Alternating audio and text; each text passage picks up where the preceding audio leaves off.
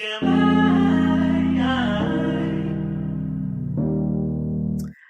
guys, welcome back to my channel. It's your girl Maniola here with another video for you guys. So today's video is going to be a talking video and it's kind of controversial. So if you have any opinions on this video, you could please leave them in my comments down below. And if you want to hear what I have to say, you can keep watching. Thanks for coming back, guys, and make sure you like, comment, and subscribe down below. Okay, so today's video I'm going to be talking about a topic that can be very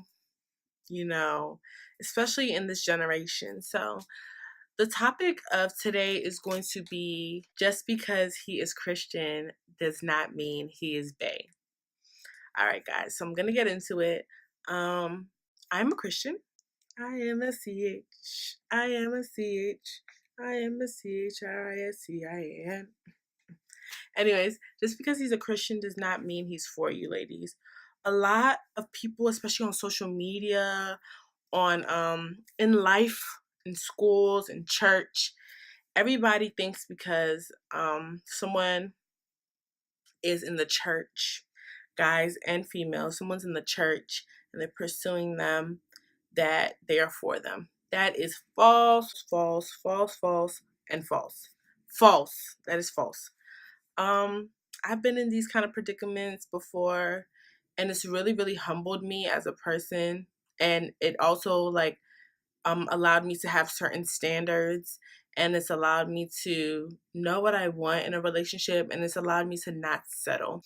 So I have 1, 2, 3, 4, 5, 6, 7, 8 things here today that show whether he is truly for you. And these are not all the things you look at. Like, I do look at like attractiveness, like if you want to be you want to be attracted to your mates, your husband, future husband, or whatever, his character, etc., etc. But just because he's a Christian does not mean he's for you. And I'm not one of those people who believe that everybody has a soulmate, but I do believe that God has placed certain people in your lives to mold you into who you are and what you stand for, and your morals and your values. And it also like goes into like who you're gonna end up being with one day. Like, you don't want to settle because any random Christian boy is coming up to you, toasting you or whatever. Toasting is like an African thing, sorry guys. Or is flirting with you or whatever. You'll know how you want to be treated by the way you portray yourself, and also by what you settle for, honestly. Like, you don't want something that's going to make you regret for the rest of your life. So first things first, that's really important, is does he respect you?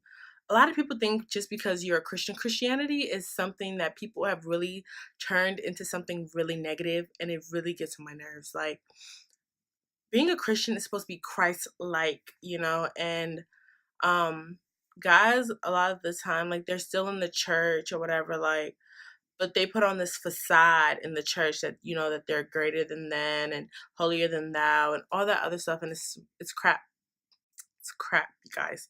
So does he respect you? Does he treat you right? Does he acknowledge who you are? Does he acknowledge your presence? Does he try to help you grow? Does he love who you are? Respect is something that's really, really important to me. Really, really important to me. And I take a lot of things into consideration, but respect has to be the number one. When I'm looking for, or when a guy approaches me, how do you treat me? Like, if you don't respect me, how can a relationship ever work? You're going to think that you are above me. And when you become married, or when you become one, like, you're in it together. You're in it for the long run. Like, um no one should be over the next person because you're a man. And a woman shouldn't be over him because she's a woman. Like, respect each other. You're supposed to respect each other in your relationship, and you're gonna see how that grows into your marriage and all that other stuff. And I'm not married, guys, but this is just from personal experience. So yeah, so does he respect you? Do you guys have similar morals? That's really, really important. Like, he can be a Christian and have the complete opposite morals of you. Christian morals should derive from the Bible, but they don't always derive from the Bible. Like, some people pick and choose what they want to follow, and you have to know, what do you believe, and not always like get influenced by what he believes, you know?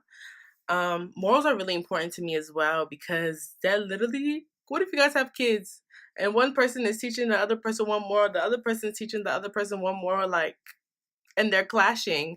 It doesn't make any sense. You guys have to have similar morals. And that's why a lot of people get divorced, because they don't have the similar spending goals. They don't have the similar anything. And their marriages don't work and they get divorced. Um, does he understand your love language? My friends will tell you love language is really important to me, because it shows me how you want to be loved. I have several love languages. So, I like gifts, and I like quality time, and I like words of affirmation. So those three are my love languages, and when either one is shown, like, it really shows me how much you love me. Like, when you spend time with me, when you think about me, when you affirm me with words, and also I like gifts. Who doesn't like nice things? But I like gifts. So I always like make my friends take these tests, and it shows. I want to know what their love language is, so I know how to love them. Like, one prayer that I always pray is like, God, teach me how to love my friends the way that they want to be loved. Everybody has different love languages. Not everybody wants to be loved the same way. So that's really important. Does he understand your love language? Do you understand his love language? Not just because he's a Christian. Like, what about him do you know that he loves, and that's why you love him? Um, Another thing that's really important is, does he pursue you? Girl, can't be half messing up. Like, does he pursue you? Like, not only in the beginning stages, like when you guys are first texting. I even hate texting. I hate texting. My friends will tell you, I won't text you back, or I will wait. Like, I like in person. I like on the phone. I like FaceTime. I like stuff like that. Like, I don't like texting. So after the first texting stages, is he still pursuing you, or is it after the month is over? Like, hey, what's up? How you doing? See you at church. See you where? Don't think you're seeing me anywhere. Like, no, it's not happening. So does he pursue you? Does he constantly pursuing you? Like, what in your relationship, what dynamics change in your relationship? You know, like, what builds on you guys' relationship? Is it the same every time? Like, that's how people get bored. Like, you're supposed to be growing together. So it shouldn't be something like it's a one-way thing, you know? So does he pursue you? And you two, are you pursuing him? Like, is it like because you know you want a free meal or something that you're gonna start talking to a church boy, or you want to be seen with a church boy? Like, what are your motives? Examine your motives too as a female. Examine your motives if guys are watching this. Examine your motives as a guy. Um, does he put negative pressures on you?